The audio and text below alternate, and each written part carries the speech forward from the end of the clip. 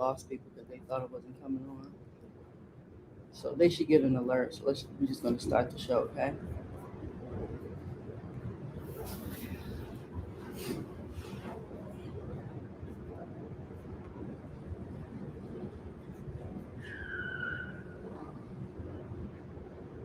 The sound is going to be bad because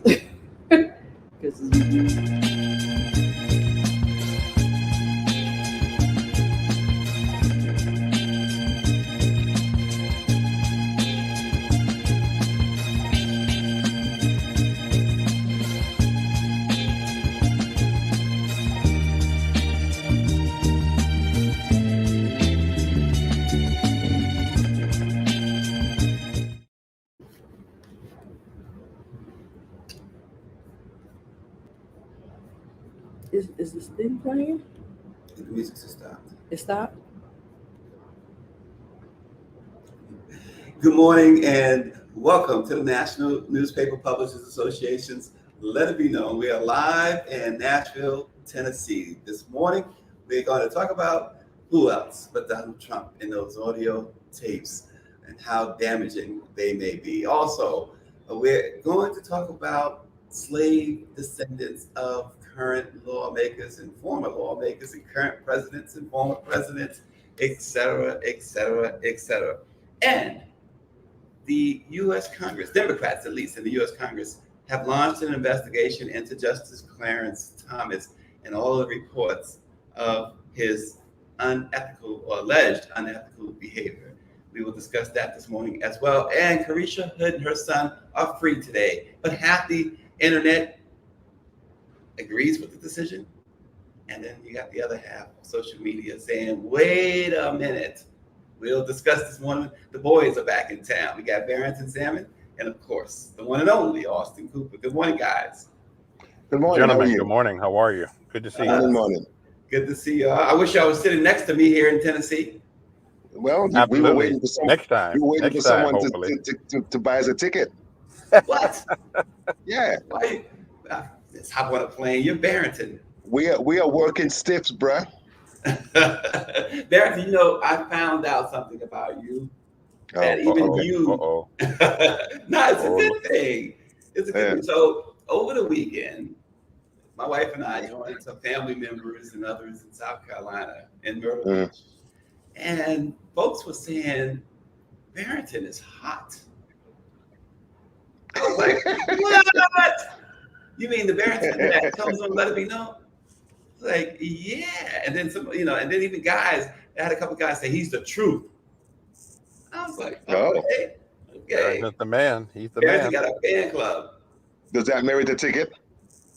A ticket to where? Nashville.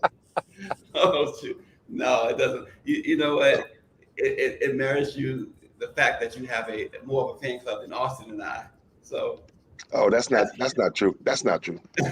I can't even leave town without somebody talking about Barrington. I know that I can't hold a candle to you or Austin. So. Folks say Austin's like their uncle. They feel like Austin is like the uncle. Austin doesn't want to hear that. I know he wants to hear the fan club like you. Yeah, and the women saying he's hot. I want a fan club. I want a fan club. Right. Who cares about the uncle stuff? We got enough nieces and nephews. I'm sure he's got a big family with nieces and nephews. He don't need nobody to be thinking about that. That's like putting him in the friend zone. Look, exactly. On my mom's side, there were 10 kids. On my dad's side, there were 10 kids. So you don't need you're good with nieces and nephews. I'm comfortable with the whole family gathering. I got more than enough. Stacey, anytime, tell them that I'm honored. You're honored. Listen, Power 96 says we're working on CP time. Hey, this is just the unintended consequences of life. There you go. Stuff happens. There you go. So y'all listen to those audio tapes? Yeah, I've heard. This guy. I hate his voice, but I listen to it. So look, Austin, how much more is he? He's just giving prosecutors more evidence, isn't he? he just digging his own grave. I mean, I've never known anybody who consistently, dig their own grave. And every time he opens his mouth, um, he exposes himself to further potential indictments or additional evidence for the current indictments with which he is dealing with. And keep in Yeah, mind, we still have Georgia to deal with, and we still have January 6th to deal with. yeah. And he goes to these rallies, and he's given these one-on-one interviews and group interviews. And I mean, think about it. How is it that people around him are taping him? Right. That was where I was going to go with I've that. never. I mean, it is it is surreal. Everybody tapes But themselves that who was hangs public, out with Austin. him because they assume that I may one day I may need a lawyer for dealing with this man. Well, if you need a lawyer for dealing with him, perhaps you should stay away from him. Yeah. But Hey, Stacy. you said that was for a book, right, Barrington? Sorry. It was for a book, you said. Yeah, he was being interviewed for Mark Meadows' book. The stuff about he has the papers and look what Millie said and blah blah blah. But he reminds me of an STD. He's just a gift that keeps on giving. What? So I've never had one, so I don't know what you're talking about. I've never had one either. But it's what I heard. So Wow. But also you mentioned too, seriously though, you said it's for Mark Meadows' book, right? yeah. And there's speculation that Mhm. that's Mr. Deep Throat himself. That Mark Meadows is just dropping dime left and right. But Oh, think yeah, about yeah. it, gentlemen. Even at that level, you are used to dealing with interviews. You're interviewed all the time, on the record, off the record, books, magazines, articles. Common Yeah. sense would dictate that when you are being taped, you act like you have not just not just a sense, but they got to go together. Common sense, or it doesn't work. And he just, he never fails. I mean, he sees the camera there, or he sees the recording device there, and he just talks, and Yeah, he's what would contradicting, possess him to say this stuff on tape, even for a book? You are bragging. bragging. He's a Bragging. That's all he's narcissist. doing, bragging. Stacy, he's a narcissist, Stacy.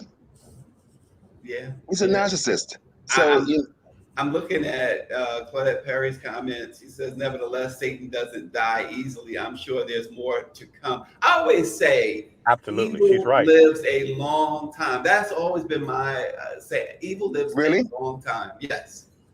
And so I think what she's saying, and Barrington, the president of your fan club, by the way, Pamela McDaniel Spain is on. She says, good morning. I know she's tell her good morning. You. Good morning, Pamela. But this idea of him just talk, see even the judges, each of the judges in these cases are trying to protect Trump by saying, listen, don't talk at all. They're telling them, and that's something the attorneys usually say. No, Stacy. They're telling him not to talk because he's been threatening witnesses, witness tampering, and doing all that stuff. And they don't care if he talks. Well, you know what? He's been told to refrain from talking about the case, but he just apparently it seems like he can't help himself. And which again, when we have Attorney Tarver on, we always ask him about representing a client like him. It must be the worst nightmare for any attorney. Not if you're getting $3 million to do it. They always say he doesn't pay. No. That's why they're getting the money up front, because he's always stiffing lawyers. Right. That's why he can't get good lawyers. Yeah. But we have to remember that this is a man who's been for the 77 years that he's been alive, has lived a completely entitled life.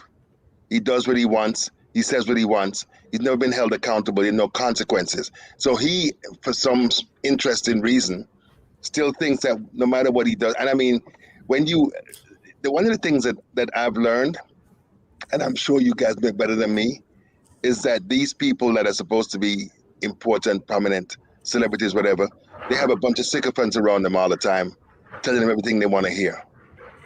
And because they were even saying that when some troubling news came out from Jack Smith, and the folks around him were contemplating whether or not to tell him the bad news.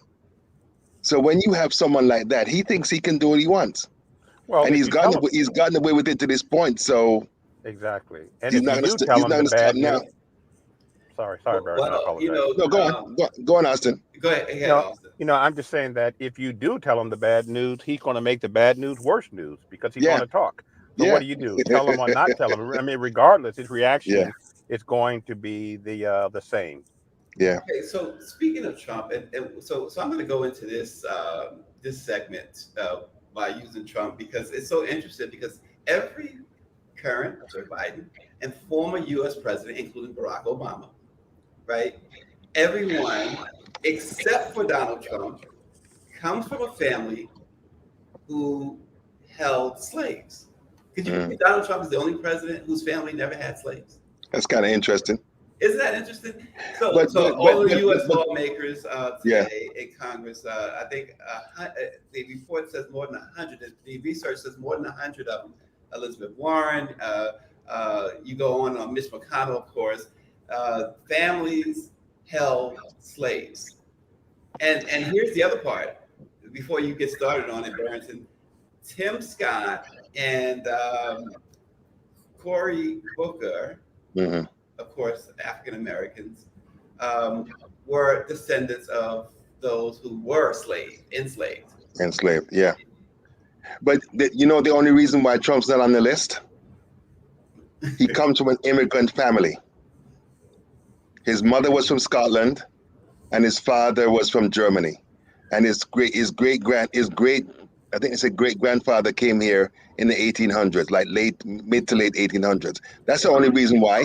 I guarantee you that if they were here for any length of time, they'd be on that list as well. Exactly. Because everything about, I mean, remember, we first heard about the Trumps when the Justice Department sued them for discriminating against potential black 1974, right? in 72, 74, something like that. So they have the same demon seed that these other people's families had in terms of thinking it's okay to enslave human beings. And can you gentlemen imagine Henry Louis Gates sitting down with Donald Trump and showing lineage going back, to slavery? He would slit his throat on live TV. I don't know, Austin. I think he'd be unbothered by that.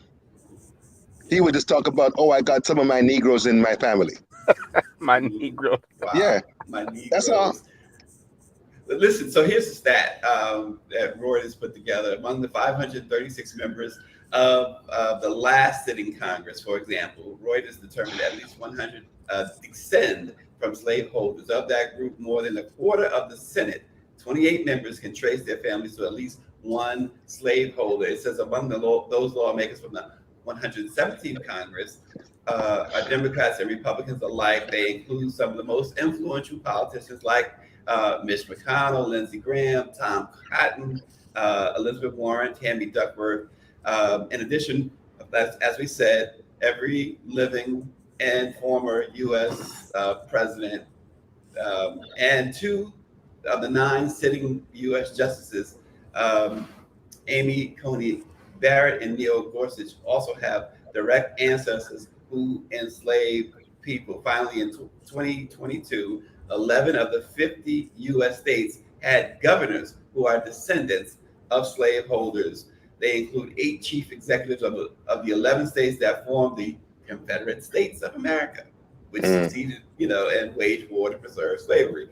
And 2 are currently seeking the Republican nomination for president: Asa Hutchinson, the former governor of Arkansas, and Doug Burgum, of North Dakota.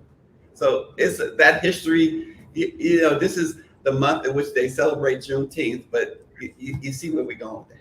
Yeah. And the thing that's interesting is when you put that against their efforts to erase history, this is the type of stuff that they don't want people to know. Exactly. Because they want to give us the the garbage narrative of American exceptionalism and the melting pot and blah blah blah. Yeah, And they want to erase our history and their history. yeah. Well, only the parts Well, of history that make parts of their history. that deal with the genocide against Native Americans and the enslavement of African Americans. Yep. So yeah. Well, again, we are live here in Nashville, Tennessee, the site of the National Newspaper Publicists Association's annual convention. And what a convention they have planned. Fireworks, stuff like that, right? Fireworks. So here we are. We got a award. Well, tonight is the chairman's reception. I don't want to get ahead of myself. It's the chairman's reception at the African American Museum. Should be a really, really nice trip over there with all of our Black-owned newspapers, the publishers of the Black-owned newspapers, and some of their staff. Obviously, tomorrow is the NNPA Funds Merit Awards, and then Friday night is the Legacy Awards. We are anticipating the Attorney General of Minnesota to come by, Keith Ellison. We are also anticipating the two Justins, Pearson and Justin Jones, who both have just won their primaries for re-election in their districts here in Tennessee. So it should be really interesting. And then, of course, we got a live performance from a Grammy winner, Keith Washington, right? It's Keith Washington. So let me ask you a question, Stacey. Let me ask you a question. Did you go to University of Tennessee? Did I do what? Did you go to the University of Tennessee? No. I see the colors on your shirt. I thought it was more Caribbean colors. I thought I was. I thought it was more Caribbean too. Yeah. No, that's the orange and white is University of Tennessee. So listen, you're doing some subliminal stuff here. Fan club, and so I just decided to join the Barrington page. Well, here's the deal. I will get you some really beautiful Caribbean shirts. All right, that's a deal. Greer says she should give me some shirts this week too. She don't like my shirts. See, you got fan clubs, you got fanboys and fangirls all over the place. No, Greer's not a fan at all. She's not. No, Oh, Greer's a fan. Greer's a fan. What's She up, just wanted. Yeah, Greer won't admit it, but she's a fan. She's your biggest fan. Oh gosh! So How many guys, folks are in? How many folks are in Nashville? How many folks are you expecting? Yeah. From what I understand, everybody's registered. So, we have 230 some odd members of the NNPA, Black publishers and media company owners. So everyone's registered. So okay, cool. We should see 230 plus other publishers. So you guys should do what Congress does. What is that? A designated survivor. A designated survivor. all of you shouldn't be in one place at one time. Why not? It's, camaraderie. Oh yeah, okay. We gotta sing Kumbaya. Listen, so how about this? So Democratic lawmakers are in Congress are gathered, and they are planning to investigate Justice Clarence, a formal investigation of Justice Clarence Thomas. We know, we reported on the alleged ethics violations that he's been centered in the last few months and going beyond that. But now they say enough is enough. His alleged relationship with Harlan Crow. We have to say that, folks, alleged, because we don't want to, presume anybody guilty. Although we know he's guilty. Yeah, right. So this is what's going on. And Justice Alito. Now there's a report on his reports. Yeah, reports. Reports with this. On his alleged activities. Barrington says that so sarcastically. Awesome. Exactly. Well, listen. I don't forget. Maybe a week or two after they overthrew Roe v. Wade, he was invited to Rome to some speech, and he was so arrogant and cocky and basically like, we can do what we want. We don't care how people feel. So I have no problems with him stewing in a pot of his own making. Well, here's the thing too, though. Justice Alito. So he's friends with this huge donor who contributed all this money. His name is Paul Singer. Paul Singer. Yeah. Then he had a Singer, according to ProPublica, had a case before Exactly. before the Supreme Court. Alito did not recuse himself and ruled in favor of Singer. Yeah. How much of a conflict is that? Well, I'm not sure what you're reading because I heard that he's had about 10 cases in front of him, not one, and he hasn't recused himself anytime. And he's not the only one. But How many? you know, the fact that the Supreme Court's approval rating is like 30% tells you everything that you need to know about the damage that they've done. John Roberts' wife, $10 million in commissions to put lawyers in these high-priced lawyers in different places. Virginia Thomas, with the hundreds of thousands of dollars that she made that her husband never put in those disclosure forms. They're a bunch of crooks. They're a bunch of alleged crooks and alleged criminals. In addition to Jenny Thomas playing a significant role in the January 6th insurrection. Yeah. True enough. So she and the thing with Jenny Thomas is she hasn't tried to hide that. No. So that's a case where you don't have to say alleged, right? Mm-hmm. Barrington don't want to say alleged on anything. I don't want to say alleged on anything. David says Leonard Leo is the power behind the Justice throne. Mm-hmm. Leonard Leo. Yeah, is he still at the Heritage Foundation? I believe so. Do you know that they got $1.6 billion with a B to continue the shenanigans of the dark money in legal circles, to hire to bring in judges and to finance all of these laws to completely deregulate anything to any agency in the United States and to put all these alleged criminals in the federal courts and in other places in other parts of the judiciary. You know, the other day, and I wrote a story about this with the Supreme Court. They made a ruling the other day that even if a person is innocent, once his appeals are exhausted, he's done. He has to remain in prison. This is a Supreme Court rule. Of course, Justice Ketanji Brown Jackson really wrote a scathing dissent to that. But of course, Clarence Thomas wrote the majority opinion, and said that basically what he said, when you boil it down to plain simple English, he just simply said, "Tough luck."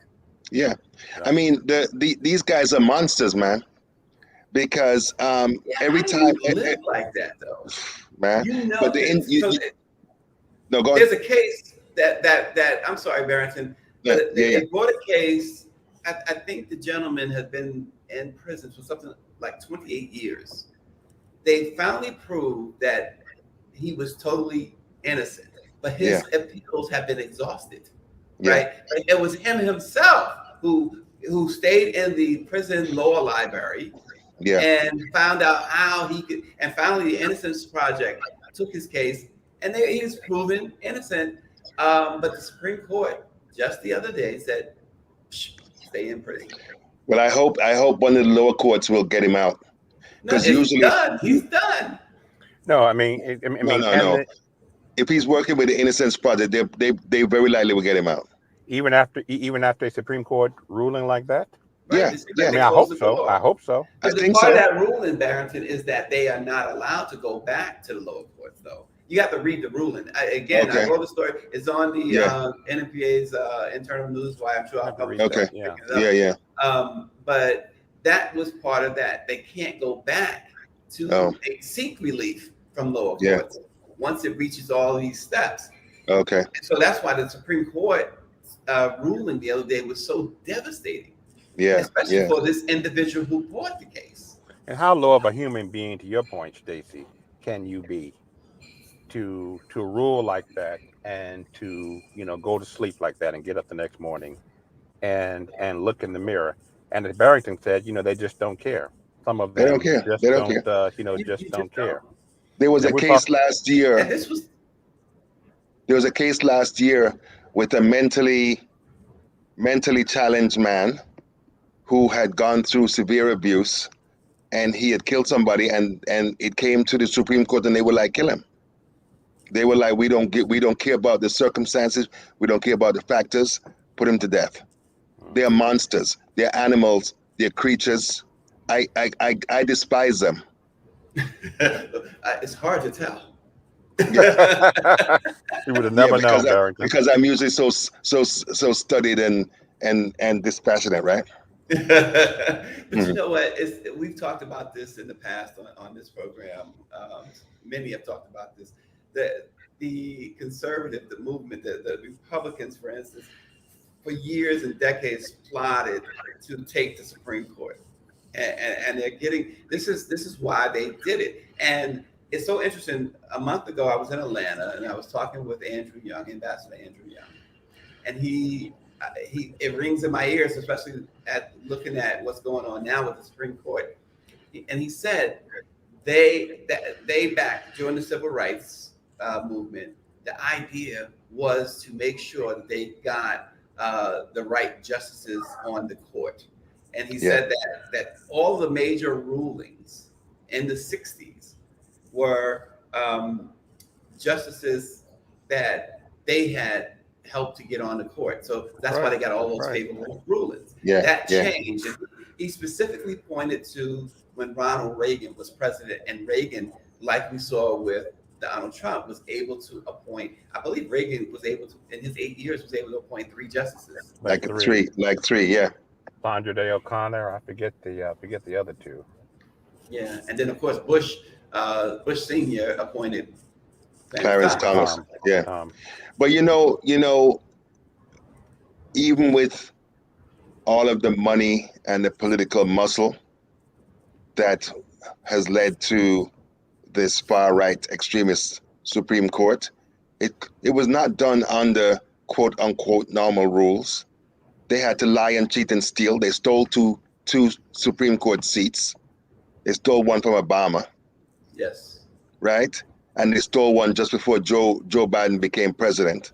So, I'm not going to say what I really want to say. Remember what Greer said. In the chat. Yeah. She got us both scared. Yeah. So it's no. She just gave us some friendly advice. That's all. I think that was directed at you only, Barrington. No. It was directed at Austin too, because one day Austin might roll up in. It was never directed at me. Austin might roll up in here and be like, right? And everybody be like, oh my God, Austin, what's wrong with Austin? Right? Oh God. Well, again, the Supreme Court, just to wrap this segment of the Supreme Court this week, this is the last week of the session. And so we still have 2 major decisions that we're waiting for, the student loan forgiveness plan and, of course, affirmative action. You also have LGBTQ. And you have the LGBTQ. Yeah.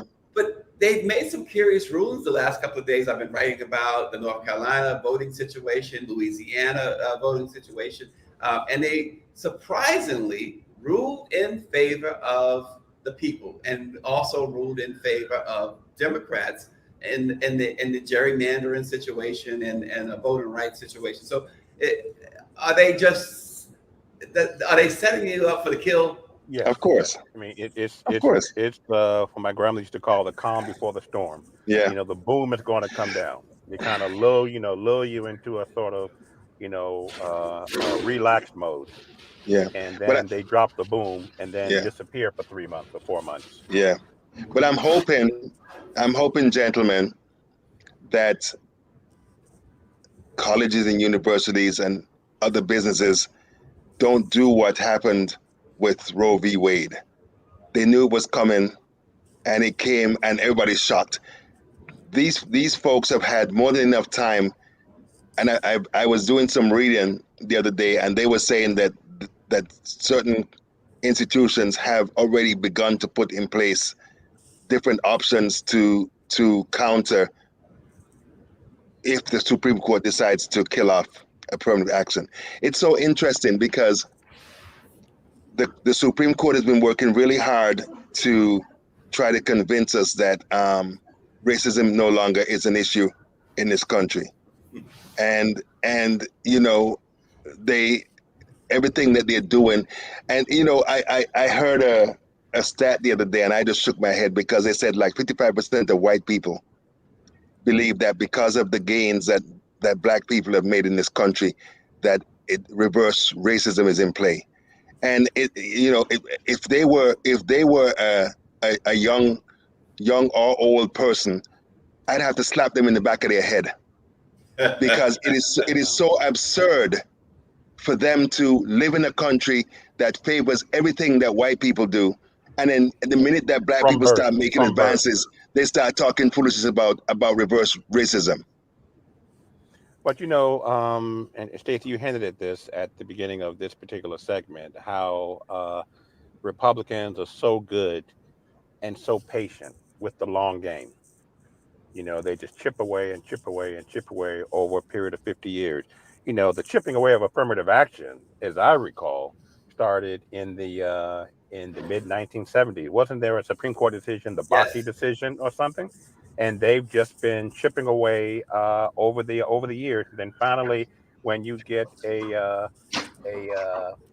because of voting patterns, when you get a president like a Trump or a Reagan, and who can significantly, move the ball forward, or in the instance of Roe v. Wade, get it across the finish line. Yeah. Power 96 makes a point. I want you guys to dissect that a little bit too. He says if black athletes stop attending PWIs, those colleges would lose millions in revenue. Is that something that might be in consideration as the court makes this decision? In consideration in what way? In consideration that maybe we shouldn't touch affirmative action it's about Harvard and North Carolina, but it's going to affect everybody. But maybe we shouldn't touch that. Nah, because we're touching the money. Maybe there's a lobby going on, right? Would those schools be lobbying? Wouldn't people be lobbying the court? Yeah. But when you have the worst problem, the worst issue, the worst problem that we have is people who are completely wedded to something that is so wholly damaging to everybody else. We're dealing with a group of people that are telling now, for all the time that we've been in this country, it was kind of, you never had anybody saying that you had to be a Christian, that you had to adhere to certain values. Now they're basically, what we're dealing with is a bunch of fascists and bigots that are telling you that unless you are a quote unquote Christian, or unless you believe what they believe politically, then they're going to find some way to punish you, sanction you, put you out in a field somewhere. So, and when you think about the fact that Alito and Thomas are the two most extreme examples of this, and Gorsuch most times, Coney Barrett most times, I don't think that they care what schools think, what people think. This is a part of their ideological agenda to force this country into Gilead. This country is Gilead, bruh. And they're using authoritarianism, fascism, and Christian nationalism to bend people to their will. And didn't for discrimination? Yeah, but it's always the case of with us that I find so frustrating, forgetting, where we've come from. Now, Clarence Thomas had benefited from affirmative action. Of course he did. Clarence Thomas came from Yale Law Georgia. School. everything. He had benefited from affirmative action. High school, law school, EEOC, Supreme Court. Mm-hmm. But like we talked about before. I think you said. Go ahead. I said, like we said before, he climbed the ladder to where he was and kicked it away because he said he don't want no other Negroes or anybody else to benefit. Right? Austin, you are correct. We suffer from serious amnesia. And then I it might be a minority view, but I think that too many of us are afraid of offending white people. So we don't say what we're supposed to say. Because as far as I'm concerned, every time that they come at you in these ways that are trying to limit and damage us, we need to kick them in the ass. But we don't. and people keep on thinking that, because I talk to people all the time and they keep on saying, well, they're nice people. And I'm like, look at what they're doing. And I'm not talking about all of them. Yeah. I'm just talking about the power structure, the political elite. We don't want to say everybody with the same brush, right? No, never. But we, and I mean, Dr. John Henrik Clarke says black people have no friends. And we don't. Because the Democrats don't fight as hard as they should for us. They don't fight as hard as they do for LGBTQ people or for the Asians, because there's an Asian hate bill that passed Congress in tutus last year. Was it last year or earlier this year? But people say, Barrington, that bill has no real teeth, though. Yeah, but here's the deal. It's a start. It took 200 years for them to pass an anti-lynching bill, Lynching bill, that's right. Joe Biden. Yeah, yeah. I have a question, Mr. Moderator. Is ASS is that profanity or a curse word? Because I want to make certain I stay in good graces. It's an anatomical term. It's also an animal, right? And an animal, yeah. Thank you, Stacey. Here I am defending Barrington. How can I defend Barrington? Exactly. Well, you're a colleague and a fan too. I'm your fan. You're my fan. Thank you. There you go. But you ever notice something too, Austin? Austin, you ever notice something? You remember Arsenio Hall, right? And he used to always say on this show, I know. I was driving in from Cleveland today. You remember that, right? Barrington, every single show says, I was talking the other day with. He always says that. Or the other day I was reading this. And what about it? Well read, well spoken. I mean, you're very you are we are part of your fan club. We are part of your fan club. But I'm a journalist. And I'm married to Mimi, as Mimi reminds me. Reminds you. No, because listen, we're in the business of having to read, because as much as I hate it, I read these. I can't watch Fox News, but I do read these conservative publications because we have to know what the enemy's doing and saying. Absolutely. That's the only reason. Getting back to Clarence Thomas, can you imagine if someone did a really deep dive with all of the, if did a deep dive with, did a deep dive on all of on all of the cases with the Supreme Court, justices, on how many cases that have come before the court where there's been a conflict because of them directly or their spouses. Can you imagine what that number has to be with Clarence Thomas, Uncle Tom? And the reason I'm saying that is because for the first 10 or 15 years, he didn't say anything on the court. He was just sitting there silently, like on internal mute. So who knows what he was doing? Yeah. So wait a minute. You mentioned Mimi, and I see David said we saw that kiss. Now my monitor was blocked momentarily. Mimi came in and kissed you. She kissed him. Yes. On air. Yeah. God, you know what? We don't do that. Okay. This is we don't do that. Sue me. What is wrong with Mimi? She can't control herself. No, not around me. Not around you. We can't control ourselves around each other. Sorry. So guys, I was looking at social media on this, and listening to other people too, though, outside of social media. But certainly, social media seems to be split in half on this Carisha Hood situation. we saw this idiot, this guy, rear back and punched the lights out of her. Mm. And she texted her son, 14-year-old son. He came in, he shot the guy. They said the guy started running. He shot him in the back, killed him, and she allegedly ordered him to shoot another person because that other person, which I read was a woman, was sort of egging the other guy on who was beating Carissa Hood. They dropped all charges. Good. Some people say that is the right thing to have done because this guy was totally out of control. But then it looked like he was mentally ill. Yeah, I mean, He was defending his mother. Yeah, but is it that simple that he was defending his mother? It's never that simple, Stacy. It's never that simple.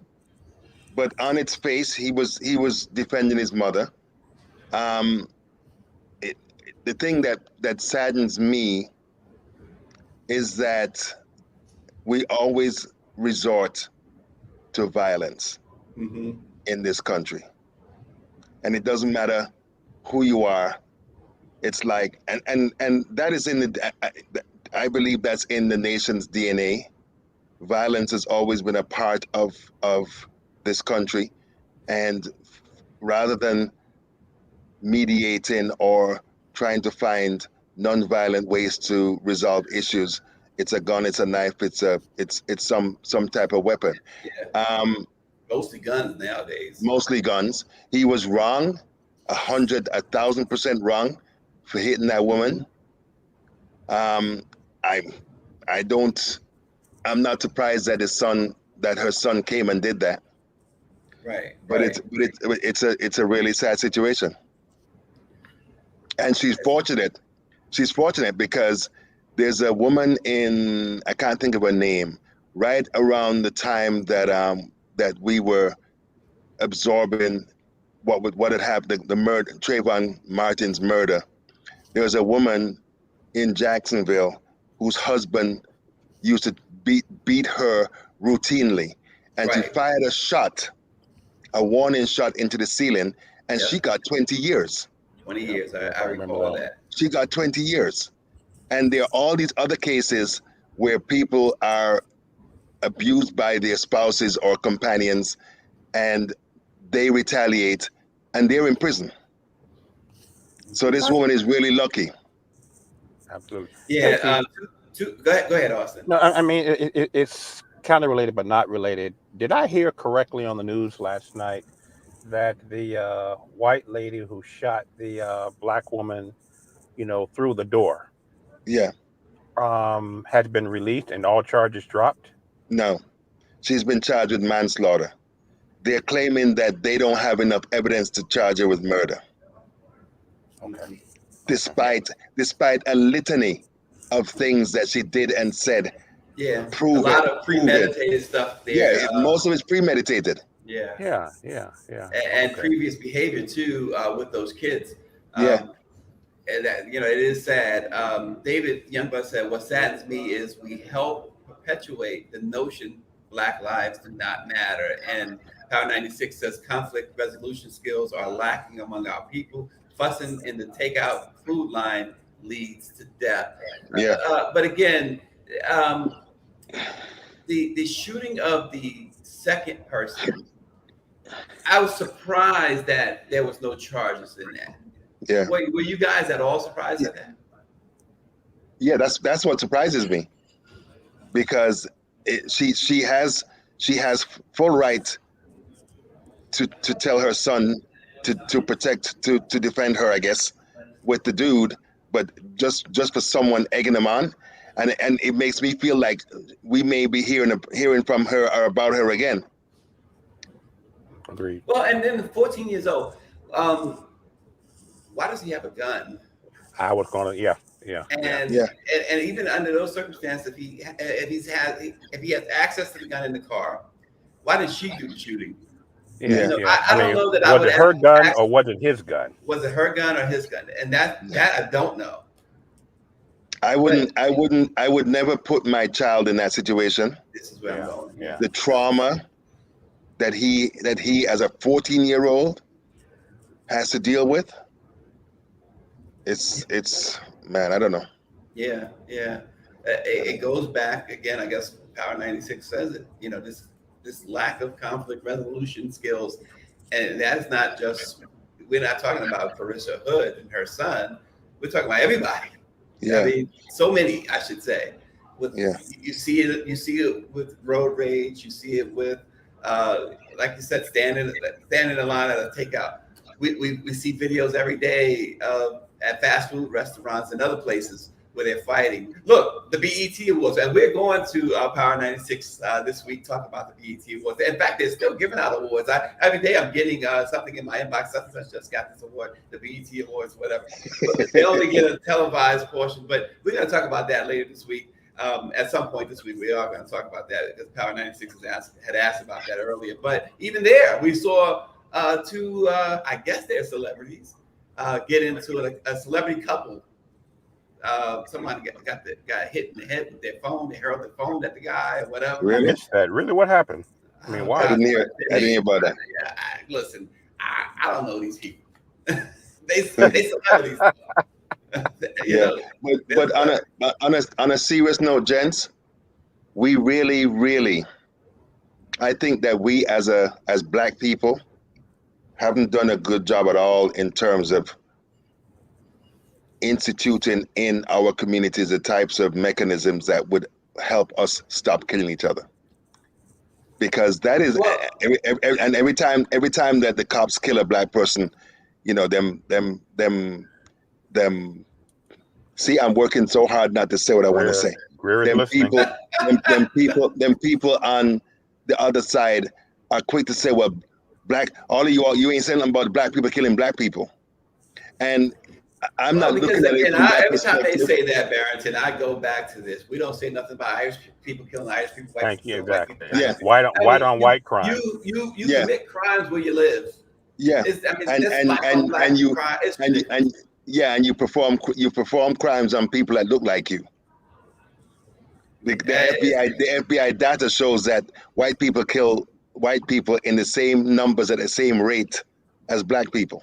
The worst thing, I'm convinced, the worst thing that's happened in this country, and I was already convinced, but then we did if people didn't get a chance to see it the other day, we had a nice special with the Negro Leagues and that documentary, The League, that's coming out. And one of the things that is highlighted there, integration turned out to be an awful thing. Oh, right? I've been saying that. And now I'm convinced more than ever that the worst thing that happened in this country, one of the worst things, was integration. Yeah. Because you had community. You had all, and they keep talking about the Black dollar and the Black community. Well, that's all. That was it. Yeah. It was every day. It was every minute. Yeah. I'm convinced that integrity, and it's interesting because the civil rights leaders were so trusting that the white power elite would do the right thing, and all we've dealt with since then is them moving the goalposts, and they're the ones that have benefited. They're the ones that have. I mean, because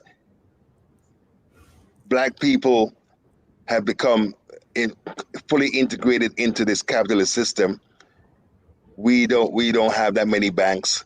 We don't have that many institutions. We don't have the requisite number of businesses, and so because Stacey, Austin, I keep on asking people, why are you all talking about reparations if when they give you the money you're going to take it to Bank of America or Wells Fargo or somewhere else? I mean, I laugh because it sounds funny, but it's not funny. It's very true. So until we have these institutions in place, all we're going to be doing is giving Massabat the money that he gave us. Again, Power 96, he mentioned something about, I mentioned the BET Awards. He says 2 no-name rappers throwing phones at each other and Busta Rhymes speech. That's where we were going. And we will go later this week. That part of the BET Awards is what we want to talk about. finally, BET. Just a little precursor. This is what Bria and I were talking about, mainly her. They give folks their flowers, and we always talk about giving folks their flowers before or after they're gone. Well, BET has been doing a good job. That's the one thing they've been doing a good job of, right? Is giving Black folks their flowers. And Amira Garrison, Amira Garrison's watching. Amira Garrison is an incredible actress. One of the things, Amira, I'm about to lose the name of the film that's on Prime now that she's in. It's on the tip of my tongue, but she's watching. She says, I think it's the issue of the Black man and woman being pinned against one another. There is this agenda that the more Black women advance, they are either trying to eliminate the Black man or emasculate them. This unfortunate event was a prime example. Ego and misdirected anger. Exactly. Yeah. And listen, I remember taking a bus to the Informer one morning from downtown to Southeast DC. And there were a bunch of young men, like 14, 15, 16, who were probably lying, but talking about the robberies that they had done, the mischief and the crimes that they had been involved with.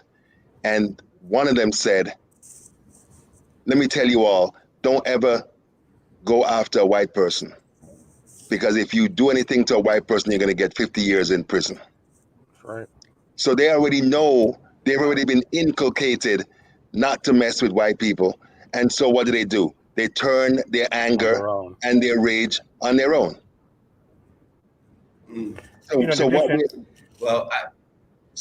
What, Austin? Go ahead. I'm saying, in addition to BET, giving folks their flowers while they're alive to smell, I think the NAACP Image Awards also does a great job of recognizing folks who are not likely to be recognized in the manner that they should with the Oscars. But we shouldn't be sitting down waiting for somebody else to honor us. Why? We're on our own. We need to be doing our own thing. But I want to ask a question that is not related to anything that we're dealing with here. No. It's legit. Did Tyler Perry really buy BET? So we let me say it this way. So Dr. Chavis got a note that from what's her name? His good friend Rolanda Watts, who said that the purchase was done, and there was an article that said the purchase was done. Now the very latest is that while they have agreed in principle, no signatures have been. Tyler's signature has not gone on the dotted line. There are some things still to be worked out. So somebody called you out, Stacey. Oh, well, listen, I always get called out. I can't be concerned too concerned about that. So, I've been wondering how with the purchase, assuming it does go through as it appears, how Tyler will change BET. It's already the Tyler Perry network. I mean, that's the only programming they seem to have is all Tyler Perry stuff, right? Really? Yeah. I don't watch it, so I don't know. But you're right, Austin. As owner, because it's supposed to.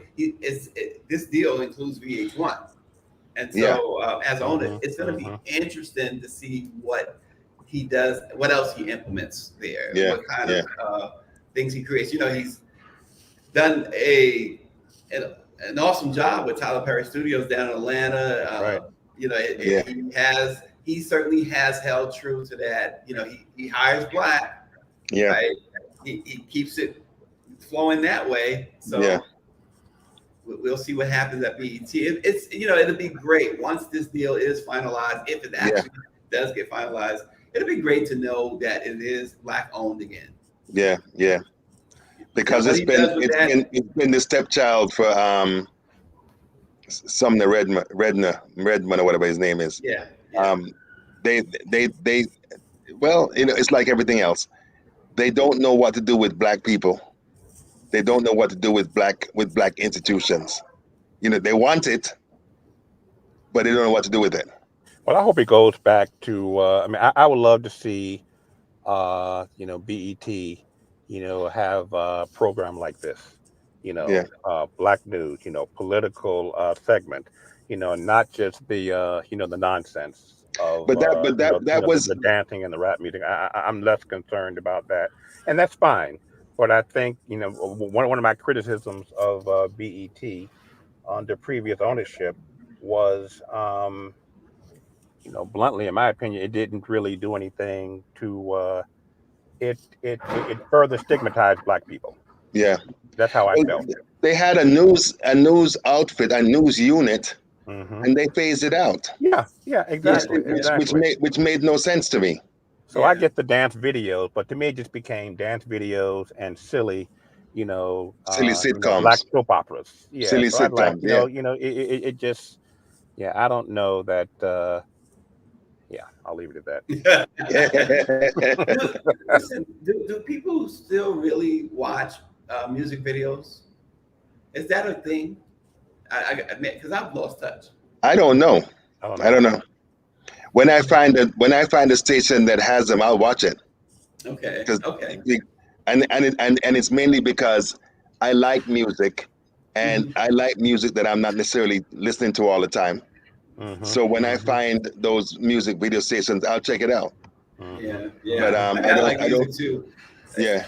And until my 24-year-old daughter, I thought I had the most wide-ranging taste in music. Shit, this girl listens to just everything. She's stuff more than you. More than you. Oh gosh, her she was listening to something. She was driving us to the airport the other day, and she was listening to some thing. What is that? It's intriguing because my son Julian was here, and he had a playlist, and I was like, "Yo, so many of the things, like I love trance, and we love reggae, we love timba, and that type of stuff, and he loves that stuff as well. He has a much wider musical range than I do, which is good. I like that. Yeah. Well, we'll see what happens with BET. We'll see what happens with all of this stuff. We always appreciate y'all too. Barrington, we're gonna ask the FCC were you okay today or not. The FCC? Yeah. Let's see if we get a fine. You mean FCC Greer? Exactly. Yeah. We will see. But anyway, thanks again, guys. Thank y'all for watching. Stay tuned as we we'll be all week live from Nashville. There's a lot of things coming up. We may pop on at any moment. But we'll give you a little bit of a heads up. So thanks for watching. We'll see you soon.